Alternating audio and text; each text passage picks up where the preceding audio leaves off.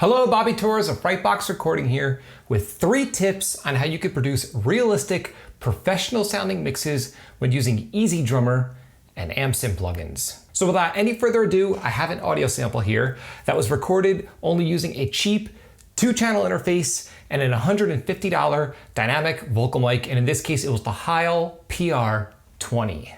So in other words, this is a bedroom recording, and let's hear how it's sounding.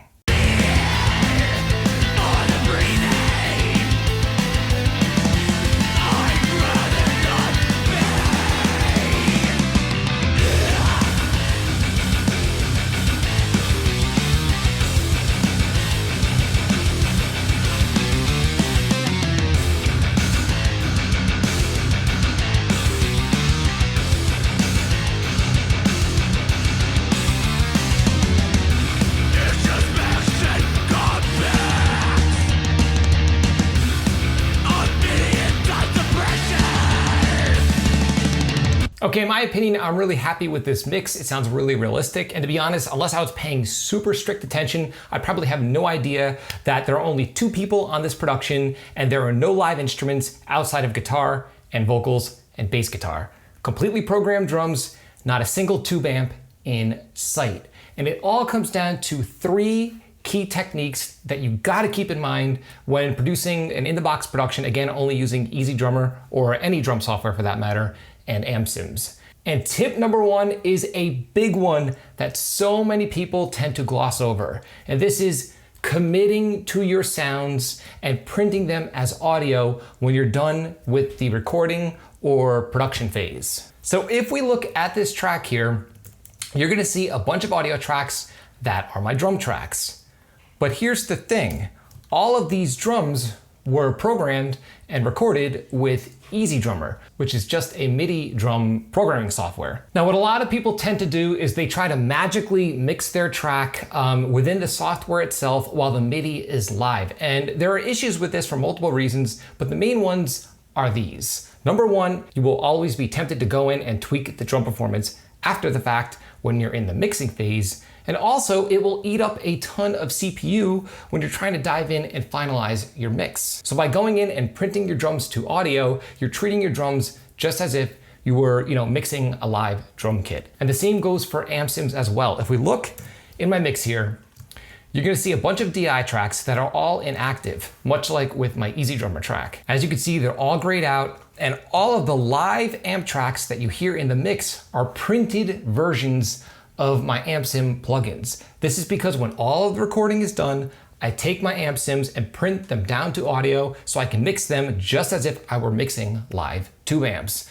And the reason is simple, just like with the MIDI drums. It eliminates temptation to go in and try different impulse responses over and over and over again, and tweak my AmpSim settings, switch up my AmpSims, and it also saves on CPU. So at the end of the day, committing is so important. It gets you in a different state of mind. It's just overall more efficient and professional to work this way when looking to dial in a realistic sounding mix. And this brings me to tip number 2, which is a mistake that you want to avoid that I see people making over and over and over and over again. When you watch YouTube tutorials with pro mixers showing you a drum mix breakdown, or they show you a technique, for example, how to EQ and compress your snare, more often than not, they're using live, raw drum tracks that were recorded in a room in a studio.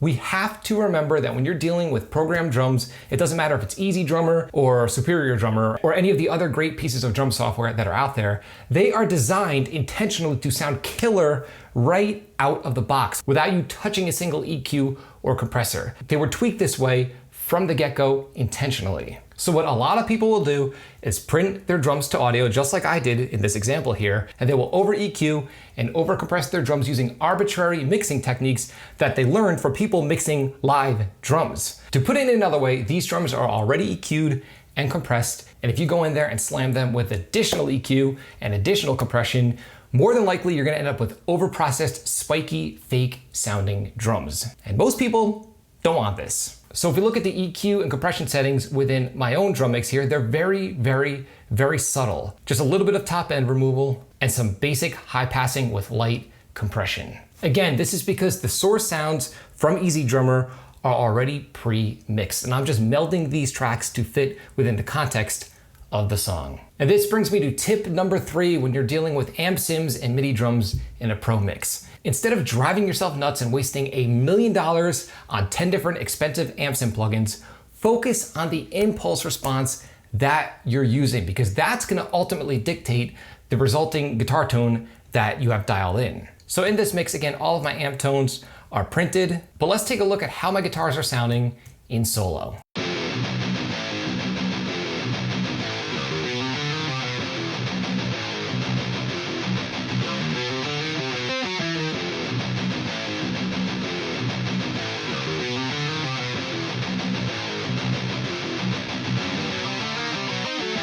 Now, in my opinion, that is a very realistic sounding guitar tone. It sounds just like a 5150 through a Mesa cab, mic'd up with an SM57, and that's because I'm using an impulse response that's of a Mesa Boogie cab, mic'd up with an SM57 that I captured myself out of my studio. Now, I'm extremely picky with mic placement, especially with heavy guitar tones, because it's so easy to screw up. And to be honest with you, I'm not too crazy about most of the IRs that come stock with amp sim plugins. I don't care if it's a free amp sim, cheap amp sim, or super high-end amp sim. And I've learned through years and years and years of producing metal that when it comes to guitar tone and amp sim plugins, the impulse response is the most important part of the chain. So if you dig this guitar tone and you want a similar guitar tone within your own productions, you could download my free guitar amp sim Octapack. 8 impulse responses, 4 microphones, 2 mic placements per microphone. You get 2 SM57s, 2 SM81s, 2 Sennheiser E609s, as well as 2 Electro Voice RE16s. The IR pack is absolutely free,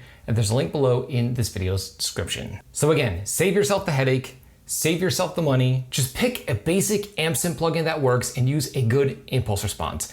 That's really the secret to achieving awesome guitar tones in the box, especially when you're dealing with a production like this that's pretty much a bedroom production. So tell me, I'd love to hear your opinion. Are you currently practicing any one of these 3 tips on your own? Are you printing your drums and amp sims to audio? Are you intentionally not over processing your programmed drums? And are you focusing on the impulse response instead of the amp sim plugin itself? Again, leave a comment in the comment section below. I'd love to hear your opinion.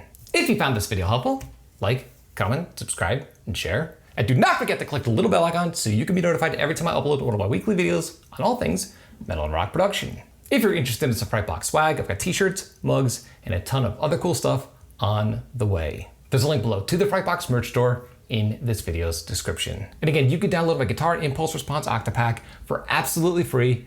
The link is below. And until next time, happy mixing.